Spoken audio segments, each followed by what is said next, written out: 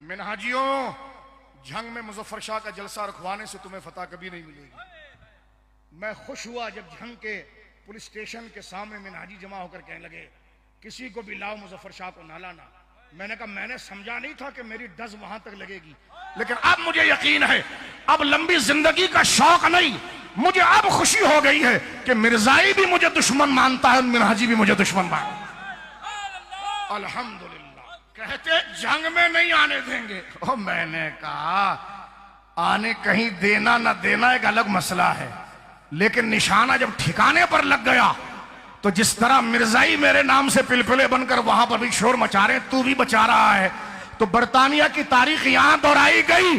مظفر شاہ کو اب کسی اور سانسوں اور سہارے کی ضرورت نہیں، اب اللہ نے سند دے دی ہے، لمبی عمر کی حاجت نہیں ہے، اسی نبی کے جھنڈے کے تلے اللہ امام احمد رضا کے پرچم تلے موت عطا فرما۔ کہتے موت کی دعا کرنا تو حرام ہے۔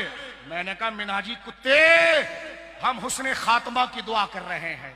بولو سبحان اللہ، بولو سبحان اللہ۔ کان میں منہ ڈال کر کہہ رہا ہے پریس کان، میں نے کہا سب کان میں گھس جاؤ، تب بھی اعلیٰ حضرت کے مشن کو بگاڑ نہیں سکتے۔ ایسی فوٹو آ رہی، کان میں گھس رہا ہے، میں نے کہا پورا گھس جا،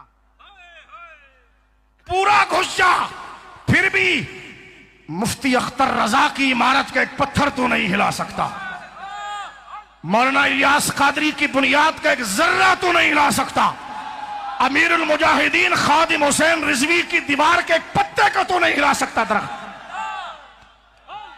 وادی رضا کی کوہ ہو سنو، تفضیلیوں لمبے بالوں سنو، وادی رضا کی کوہ ہمالیہ رضا کا ہے، جس سمت دیکھیے وہ علاقہ رضا۔